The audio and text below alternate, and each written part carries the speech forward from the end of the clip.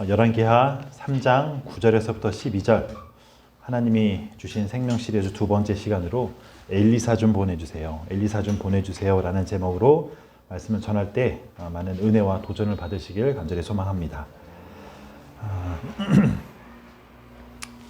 잘 오셨습니다. 너무 반가운 얼굴을 또 이렇게 뵙게 돼서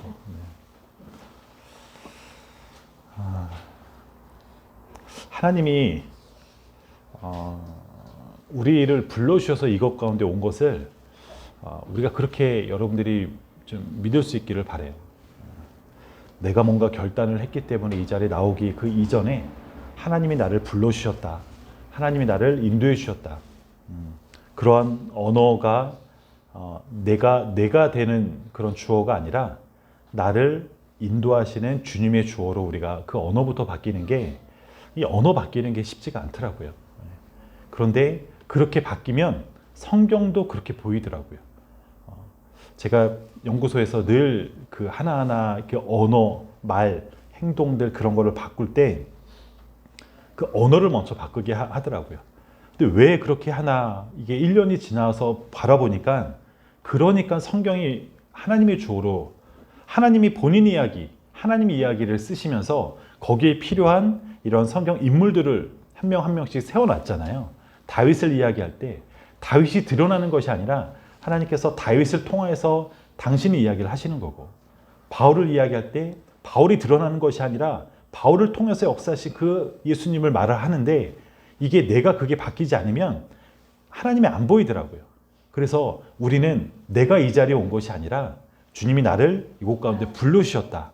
그렇게 고백하며 이 시간이 은혜의 시간, 복된 시간이 되기를 간절히 축원합니다. 우리 지난주부터 시작되는 이 생명을 주시고 살리시는 하나님을 알아가고 있습니다. 여호사밧은 너무나 이 쉬운 전쟁 같았고 세계 나라가 연합하여 동맹하는 것이 문제였지 이 광야의 길을 가기만 하면 승리는 따놓은 것이다. 그는 생각했어요. 그래서 아주 자랑스럽게 광야의 길을 올라갑니다. 그 누구와도 상의 없이 마치 하나님 없는 자와 같이 승리를 쟁취하러 올라갔던 자가 여호사밧이에요. 그러나 그 광야의 길이 죽음의 길이라는 걸 아시고 하나님께서 여호사밧이 구하지도 않았는데도 그 길을 함께 가십니다. 그가 요청하지 않았는데 하나님은 여호사밧과 함께 나갑니다. 그를 살리겠다고 그 당신이 스스로 결정하시고 스스로 먼저 올라가셨어요. 우린 이런 하나님을 지난주에 함께 말씀을 배우고 그런 하나님을 만났습니다. 오늘 본문은요, 더욱 극적인 그 하나님이 등장을 해요. 북이스라엘의 여호람, 그리고 남유다의 여호사밧, 그리고 남쪽의 에돔 왕은 드디어 이 광야의 길을 출정을 합니다. 그러니까 적의 배후, 그 뒷길로 돌아가서 공격하는 이 기막힌 작전을 실행을 해요. 그러니까 모압이라는 나라는 북쪽은요 되게 비옥한 나라예요. 그리고 그 비옥한 나라다 보니까는 견고한 성읍들이 상당히 많이 있었습니다. 그래서 남쪽의 광야의 길로 돌아가면 모압을 쉽게 공격할 수 있다라는 것이 작전이었어요. 그런데 오늘 본문을 보니까는 물이 없었어요. 물이 부족한 게 가장 큰 그 문제에 직면하고 있습니다. 사막지대에서는요, 드넓은 사막에서 몇 개의 우물만이 존재해요. 어떻게 보면은 이 우물만을 믿고 또한 우물만 의지하면서 나갔던 이 동맹군들, 사막의 광야지대로 올라갔어요. 들어갔어요. 그런데 이 우물들은 이미 모압의 손에 다 넘어가 버립니다. 여러분 여기서 생각을 좀 깊게 하셔야 돼요. 제가 이단적인 얘기, 없는 얘기 하는 게 아니라 성경의 고대 근동의 역사를 제가 좀 이렇게 같이 빗대어서 말씀을 좀 드릴게요. 이 성경을 보면 좀 의문점이 들지 않습니까? 뭐냐면 연합군들이 세 개의 나라가 그래도 이게 부족이 아니잖아요. 세 개의 어엿한 나라가 연합군들이 전쟁을 할 때 왜 이렇게 물을 준비하지 않았을까? 바보입니까? 세계 나라가 그런 미련한 나라가 아니잖아요.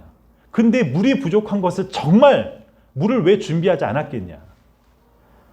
9절에 보면 7일이 지났다고 그랬어요. 그 광야의 길을 지나간 지 7일째 지금 그 시간이 벌써 일주일이나 지났습니다. 그때 준비한 모든 물들이 다 떨어져서 군사들과 가축들이 그 물이 없어서 죽음이 위기 속에 놓여 있는 거예요. 전쟁을 하는데 지략가들, 군사 전문가들, 장군들, 그런 광야에 능통한 사람들, 또 거기서 자라왔던 에돔 나라, 아니 에돔 그 왕, 그런 이야기를 다 이야기를 하면 물 하나 준비하지 않는 게 여러분 이해가 됩니까? 물이 없어서 어찌할 수 없는 그 비통한 슬픔에 빠졌다는 것이 오늘의 말씀이에요. 기세등등했던 동맹군들, 벌써 출정도 하기 전에 동맹했다는 그 사실 하나만으로 그들은 기세가 등등했어요. 그런데 어찌 물 하나 없어서 죽음의 위기 속에 놓이게 됩니까? 여러분, 아무리 사막이라 할지라도요, 그 깊은 우물은 존재합니다. 몇십 킬로 가야 우물이 있기는 있지만 아프리카나 중동 지역, 지금의 팔레스타인 그 지역은 그 지역에서 살 수 있는 것이 우물들이 존재하기 때문이에요. 그래서 전쟁의 가장 기본 중에 기본, 가장 그 큰 일, 그러니까 전쟁을 하면 그들에게 가장 중요한 목표가 뭐냐면 이 우물을 장악하는 것이에요. 그래서 그 부족들이요, 그 우물 하나 놓고 그 경계가 되고 거기서 그 부족이 형성되고 나라가 형성되는 거잖아요. 이 고대 근동 지역에서의 전쟁 수칙과도 같은 게 우물을 지키는 것. 그래서 우물을 어떻게든 지키고 어떻게든 빼앗아야 합니다. 그런데 모압의 입장에서는 만약의 사태를 대비해서 이 광야의 우물들을 다 못 쓰게 만들어 버렸어요. 그러니까 적들이 침략을 하면요, 걔네들이 전쟁을 했던 그 역사를 보면 우리가 수세가 불리해요. 만약에 불리하면 내가 쓰고 있었던 그 먹을 것들, 가축들을 다 죽이고, 그리고 우물에 독을 넣어서 모든 것을 쓸 수 없게끔 하는 것이 그 당시에 가장 기본적인 전략이었어요. 내가 뺐던지, 만약에 뺏겼을 때 내가 있었던 그것이 그 군사 물자가 되고 그들에게 생계가 되어지는 그 모든 것을 다 끊어버려야 되는, 그게 기본적인 전략이었습니다. 동맹군들에게 이런 물이 부족한 그런 상황이 시작된 지가 7일이 지났어요. 성경에서 7일을 이야기하고 강조하는 것은 동맹군들이 그 대군을 이끌어 가는 데 있어서 7일의 물을 갖고 움직이는 것이 대단히 어렵고, 아니 거의 불가능에 가깝다는 것을 이야기하고 있습니다.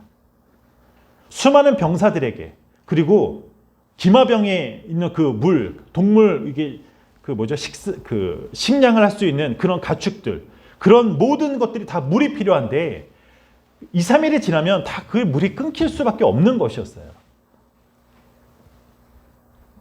그러니까 물이 끊기기 전에 어딘가에서는 공급을 받아야 돼요. 군수물자를 운반했던 그 낙타, 그리고 소들, 그리고 식량이었던 양과 염소들이 다 목말라서 죽어가고 있는 거예요. 여러분, 전쟁은 고사하고 광야에서 그냥 목말라서 죽게 되는 그런 지경에 놓여 있습니다. 이 상황들이 이해가 되시죠? 이해가 안 되면 안 돼요. 이해가 되셔야 돼요. 우리가 생각했던 것보다, 우리가 이해하는 것보다 더 끔찍한 그 당시의 상황을 북이스라엘의 여호람 왕은요, 정확하게 표현하고 있어요. 그게 10절 말씀입니다. 10절 말씀에 뭐라고 되어 있냐면, 하나님께서 이 새 왕, 새 나라를 버리셨다라고 절규하고 있습니다. 물이 부족하지만 이미 광야 가운데 깊이 들어왔기 때문에 대군들을 이끌고 다시 돌아갈 수도 없어요. 아니, 돌아갈 물도 없고요. 그렇다고 전진할 수 있는 그런 상황도 안 됩니다. 여러분, 식량이 없으면, 먹을 것이 없으면 그래도 몇 주는 견딜 수가 있잖아요. 근데 물이 없으면 몇 주가 아니라 며칠도 견디기 어려운 게 현실입니다. 그것도 이 광야에 이 살인적인 햇빛, 그 뜨거운 그 광렬하는 그 사막에서 물이 단 하루가 없다면 치명적인 상황에 놓일 수밖에 없어요. 과거 역사를 보면 스페인 대군이요. 스페인이 그 남아메리카를 발견을 했을 때 처음에 그 수많은 군대들을 남아메리카에 보내지만 그 중에 대부분들이 풍토병으로 다 죽어버렸어요. 전쟁도 하기 전에 다 죽었어요. 칼 한 번 사용하지 못하고 그 풍토병, 바이러스 때문에 그냥 다 죽어버렸어요. 전쟁에서 어떻게 보면 그 적보다 바이러스나 식량이나 그 기후나 물 때문에 더 많은 병사가 죽는 경우를 우리는 허다하게 많이 우리는 봤습니다. 알렉산더 대왕 이 정예 군대도요. 풍토병 때문에 대부분이 죽었던 전쟁에 비일비재했었고요. 나폴레옹도 마찬가지잖아요. 굶주림과 추위 때문에 전쟁 한번 제대로 하지 못하고 그는 졌습니다. 이스라엘 왕, 그리고 에돔 왕, 그리고 여호사밧은 이 죽음의 위기 가운데 지금 놓여 있어요. 광야의 길을 지나가기만 하면 다 이긴 전쟁이라고 그들은 그렇게 기뻐했지만 아주 작은 이 물 부족한 상황들 때문에 이 전쟁에서 지게 지금 생겼습니다. 어떻게 보면 너무 통탄한 일이고요. 전혀 예상하지 못했던 그런 일들이 벌어졌어요. 엄청난 이 연합군들을 이끌고 전쟁 한번 해보지도 못하고 그 물 하나 때문에 때 죽음을 당하게 됩니다. 그 물 하나 때문에. 물 한 잔 드세요. 예.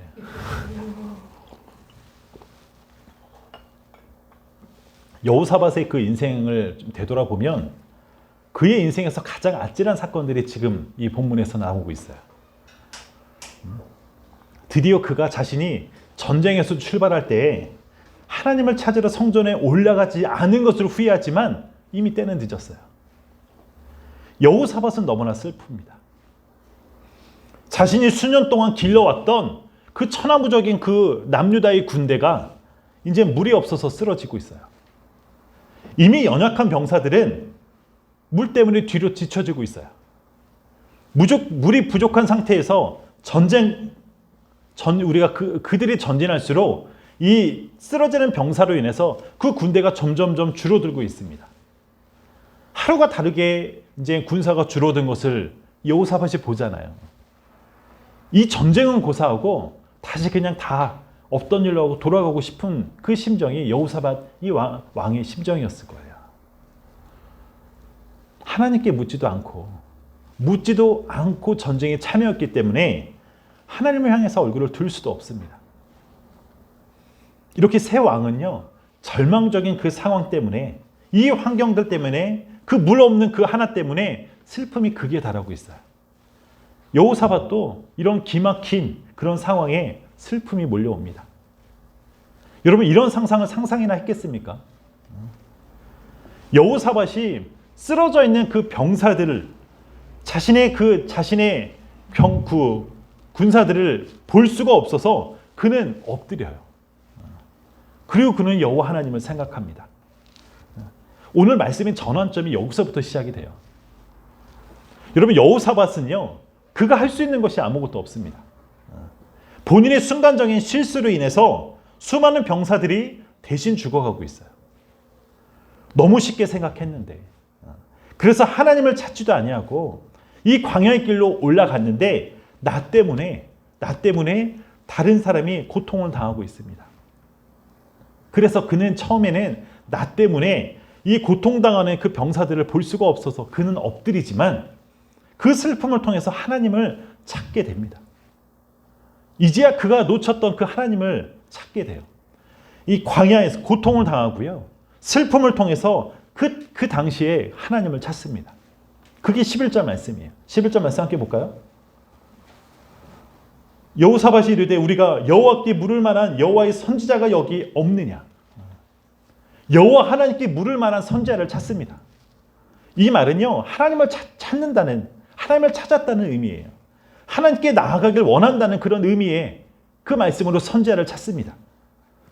자신이 이 사망의 덫에 빠져버렸지만 여기서 구원해 주시고 죽음을 생명으로 바꿀 수 있는 그 유일한 분은 하나님밖에 없다는 사실을 그는 이제서야 선지자를 찾는 행동을 통해서 그는 하나님을 찾고 있어요. 여호사밧이 그 선지자를 찾는다는 것은 하나님을 찾는다는 신앙적인 표현이에요. 여러분, 하나님을 찾도록 그에게 하나님께서 역사하셨습니다. 아까 제가 서두에 말씀드렸던 것처럼 그가 선지자를 찾고요. 그가 하나님을 왜 갑자기 찾습니까? 동일하게 우리들에게도 그런 그 어려움 속에 우리가 놓여 있을 때, 우리가 슬픔 속에 놓여 있을 때 왜 갑자기 우리가 하나님을 찾습니까?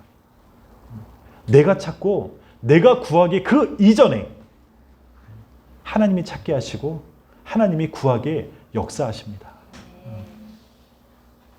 아까 용우 집사가 내가 하나님을 사랑하기 그 이전에 하나님이 나를 사랑하셨던 그 놀라운 사랑이 더 크다는 그런 고백처럼 내가 찾고 내가 나가도록 내가 뭔가 해서 이 자리에 온 것이 아니라 하나님이 우리를 그렇게 불러주신 그 은혜가 더 크다는 거예요.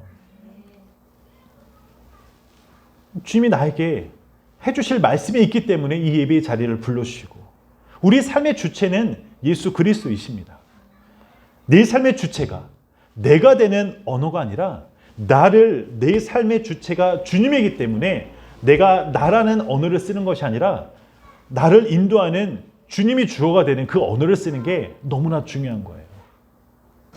하나님은요, 여호사밧이 이 사망의 길에서 생명을 주시는, 살리시는 그 하나님을 찾기를 기다리십니다. 생명의 하나님은 모든 것을 미리 아시고 옆에서 기다리고 계셨어요. 옆에서. 여호사밧을 위해서 무엇을 준비해 주셨습니까? 그게 바로 오늘 엘리사예요. 하나님은 엘리사를 준비하십니다. 하나님은 여호사밧이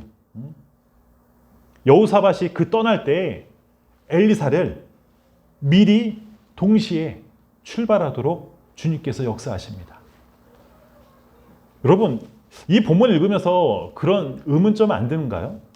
갑자기 그 물이 없는 광야에 사막길에 엘리사가 왜 갑자기 튀어나옵니까? 사람도 없고요. 짐승조차도 힘든 곳, 살기 힘든 곳이 이 광야예요. 근데 왜 엘리사를, 그는 군인도 아닌데 왜 들어가도록 하셨습니까? 그거 바로 여호사밧을 도와주시기 위함이시고 그에게 생명을 보존하기 위함이라는 거예요. 여호사밧에게 닥칠 그 슬픔의 그 위기를 주님께서 아시고 건져주시기 위한 자신이 사랑하는 이 엘리사를 그에게 보내주십니다. 여호사밧이요, 보내달라고 기도하지 않았잖아요. 여호사밧이 보내달라고 간구하지 않았지만 생명의 하나님께서, 생명을 주시는 하나님께서, 그를 구원해 주시고 사랑해 주시는 그 하나님께서 모든 것을 아시고 보내주십니다. 여호사밧이 선지자를 찾았다. 여호사밧이 선지자를 찾았을 때 엘리사가 그 근처에 있었다는 것은 바로 하나님께서 그 근처에 있었다는 것을 의미하고 있어요. 생명 주시고 살려주시는 그 하나님께서 그 근처에 미리 와 계셨다는 겁니다. 당신의 자녀가 어려움에, 당신의 자녀가 슬픔에 놓여 있을 때 하나님은 바로 옆에 미리 와 계시는 분이 하나님이십니다. 모든 것을 미리 준비하시고 바로 옆에 계셨던 것이었어요. 하나님은 여호사밧에게 엘리사를 보냅니다. 여러분, 엘리사가 이 근처 사람이었나요? 지난주에 그 지도 보셨죠? 우리나라로 보시면 돼요. 우리나라로. 지금 예를 들어서 지금 전쟁이 어디서 하고 있냐면 부산에서 하고 있는 거예요. 엘리사의 고향이 어디냐면 저기 신의주 쪽에 있어요. 백두산 그 근처에 있는 거예요. 지금 그 지역에 있는데 북이스라엘 왕이 갑자기 이 전쟁을 하니까 이 왕을 따르라. 그러니까는 엘리사가 여호람의 말이 무서워서 그냥 거기 같이 내려갔다고 생각되시나요? 엘리사는 아합이 했던 일들, 그러니까 여호람의 아빠가 했던 일, 엄마가 했던 그 극악무도한 것을 엘리사는 다 알고 있었어요. 그가 하나님을 두려워했던 사람이지 이 여호람이 두려워했던 게 아니에요. 그가 사람이 무서워서 이곳에 왔겠습니까? 아닙니다. 그 근처에 어떻게 부산 근처에 살다가 그 전쟁이 가니까 거기 휩쓸려서 갔겠습니까? 아니에요. 저기 북이스라엘 사람이 엘리사였다는 거예요. 하나님이 보내셨습니다. 하나님은 여호사밧이 하나님께 물어보지도 아니하고 이 사망의 길에 갈 때 자신의 선지자, 자신의 사랑하는 선지자 엘리사를 이곳에 미리 보내십니다. 여호사밧이 사망의 길로 이를 것을 그는 알고 있었어요. 그를 도와줄 사람이 아무도 없다는 그 사실을 하나님은 알고 계십니다. 그래서 그의 생명이 너무나 위험하다는 그 사실 또한 알고 있습니다. 그래서 하나님은 그 누구와도 의논하지 아니하고 스스로 결정합니다. 엘리사를 여호사밧에게 보내기로 결정합니다. 은밀히 보낼 수도 있지만 여호사밧이 쉽게 찾을 수 있도록 이 이스라엘 왕의 신하가 물을 찾기 위해서 이리저리 돌아다니면서 엘리사가 어디 있는지 알게 하십니다. 11절 말씀 한번 다시 볼까요? 후반절에 보니까요. 이스라엘 왕의 신하들 중에 한 사람이 대답하여 이르되 전에 엘리사의 손에 물을 붓던 사밧의 아들 엘리사가 여기 있나이다 하니. 그러니까는 11절에 여호사밧이 요 근처에 너희들이 그 여호와를 찾을 여호와의 선지자가 여기 있느냐 그랬는데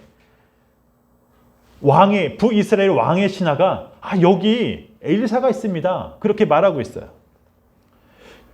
이 말씀은 제가 엊그저께 그 가정 예배 드릴 때 좀 이렇게 막 신나서 얘기했는데 그게 뭐 그러더라고요. 그래서 내가 이게 참 기가 막힌 말씀인데 북이스라엘 신하 중에서 어떤 사람이 엘리사를 찾았어요. 북이스라엘 사람 중에서는 엘리사가 자기 나라 사람이니까는 엘리사가 그 북이스라엘 그 사람들은 알 수 있는 거잖아요. 그 신하들이 이곳저곳 물을 찾으면서 돌아다니다가 여기까지 지금 광야까지 내려온 엘리사를 찾았어요. 엘리사를 만났어요. 그리고 그 신하의 했던 행동이 뭐냐면 그냥 지나쳤습니다. 왔나 보다. 그게 그럴 수밖에 없는 게 특별하게 왕에게 보고할 사항이 아니었잖아요. 엘리사가 여기 왔습니다. 그럴 말할 이유가 없었잖아요. 그 신하는 엘리사를 보고 그냥 지나쳤지만 하나님은요. 가장 그 정확한 타이밍에 이 여호사밧의 물음에 대답할 수 있도록 답변할 수 있도록 하나님께서 역사하셨어요. 하나님은 미리 준비하시고 늘 정확하게 역사하시는 분이 하나님이십니다. 제가 이렇게 디테일하게 그 가정예배 때 안 했기 때문에 반응이 없었나 봐요. 저는 이 말씀을 계속 한 주 동안 보면서 정말 이럴 수 있을까? 그런 어떤 놀라움의 계속 연속이었어요. 엘리사가 갑자기 튀어나왔던 것도 그렇고 그 엘리사를 찾았던 것도 그렇고 갑자기 엘리사가 선지자를 찾았던 그 타이밍에 갑자기 지나갔던 그 신하 지민이가 싹 지나갔는데 내가 그 사람 봤어요. 지금 그렇게 이야기하고 있는 장면이라는 거예요. 하나님은 여호사밧이 절망적인 그런 상황에서 슬픔 때문에 허우적거리고 있을 때 여호사밧에게 찾아오십니다. 그는 자신의 실수와 이 어리석은 행동 때문에 한탄하지 않도록 하나님은 그가 살 수 있는 그 길을 가르쳐 주시고 열어주셨어요. 여러분, 하나님이 이런 분이시더라고요. 물이 없어서 죽음의 그 위기 가운데 있을 때 생명을 주시는 그 하나님은요, 다 알고 계시고 미리 준비해 주시고 그리고 가장 정확하게 역사하시는 그 하나님을 알게 해주시려고 하는 것이 하나님의 심정이자 마음이십니다. 사랑하는 성도 여러분, 우리들도 때때로요, 내가 원하는 방향대로 안 갈 때가 참 많이 있습니다. 아니, 거의 대부분이 내 생각대로 안 간다가 정답이에요. 내 생각대로 되지 않습니다.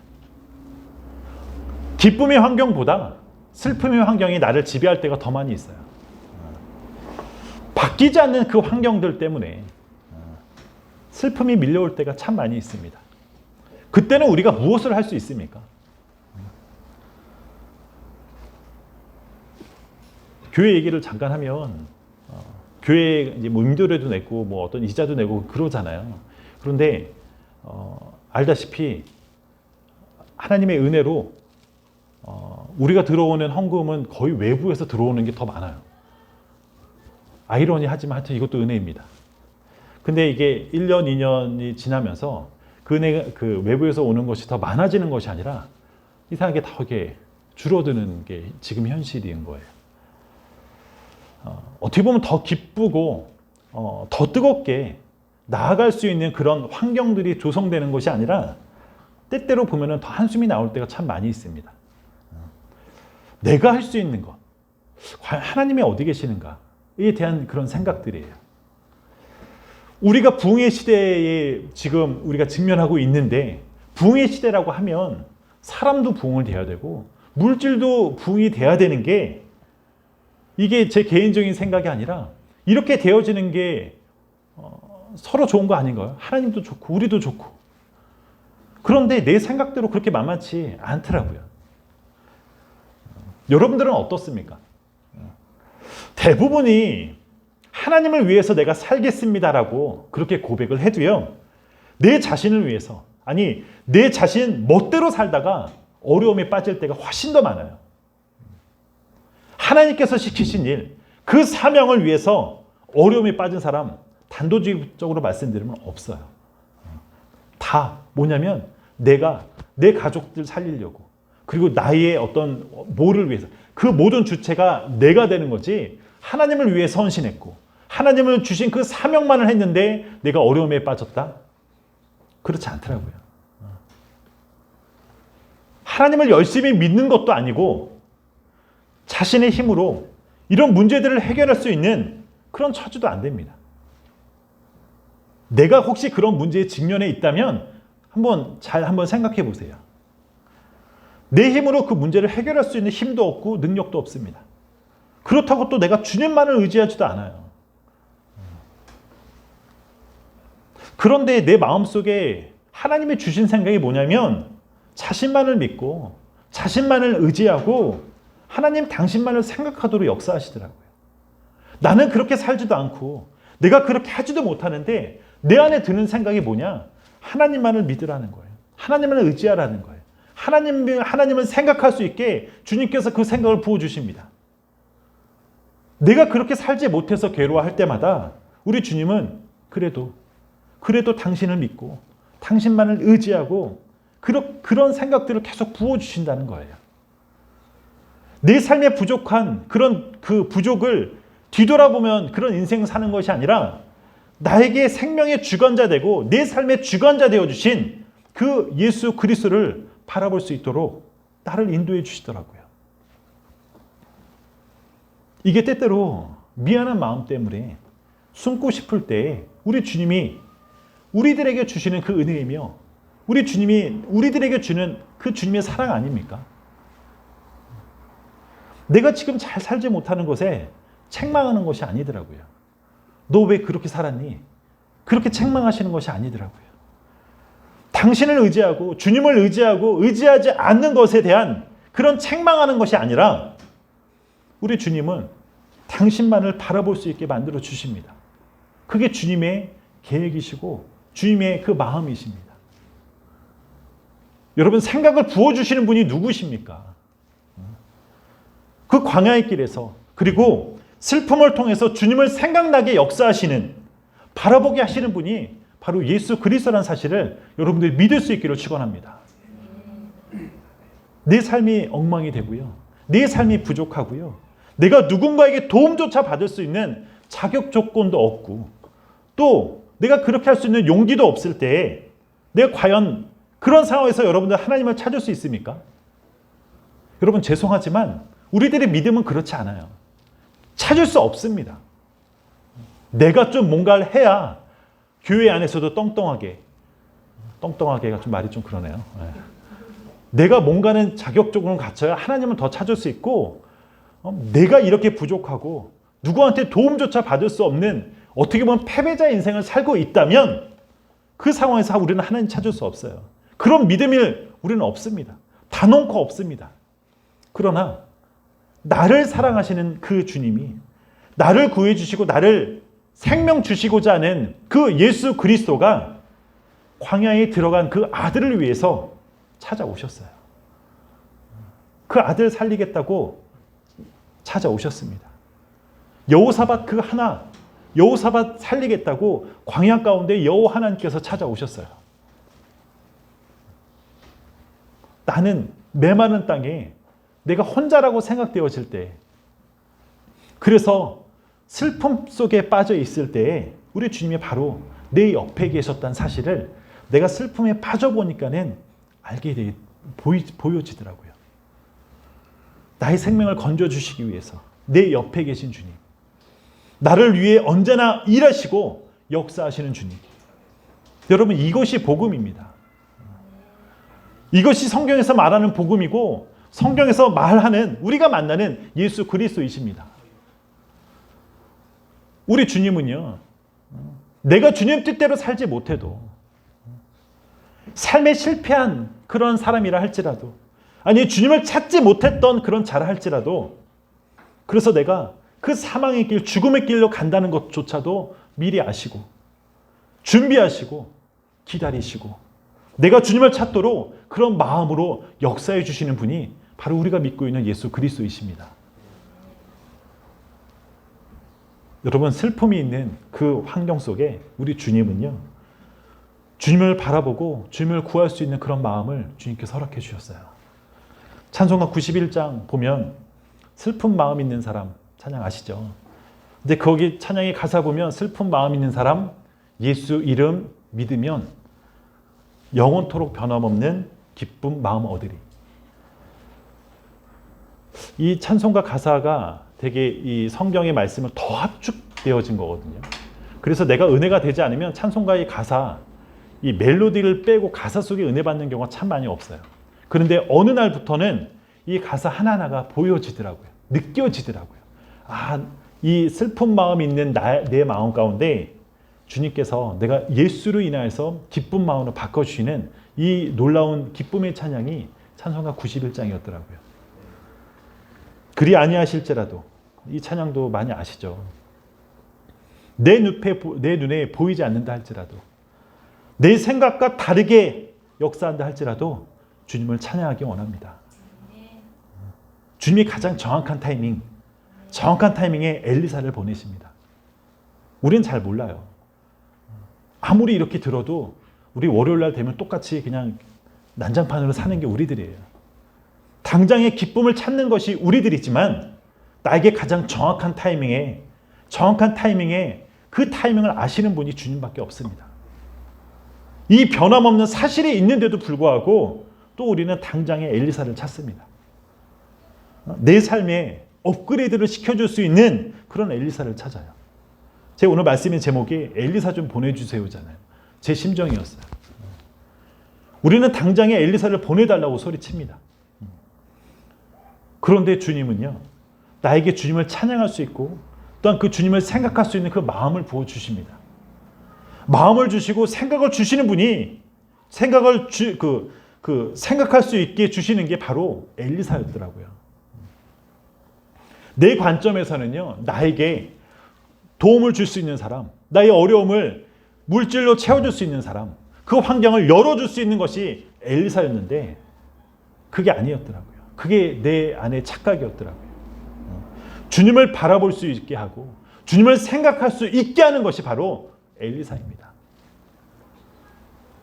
그래서 엘리사는 우리의 교회가 돼요. 이 교회가 돼요. 엘리사는 바로 목회자, 목사가 됩니다.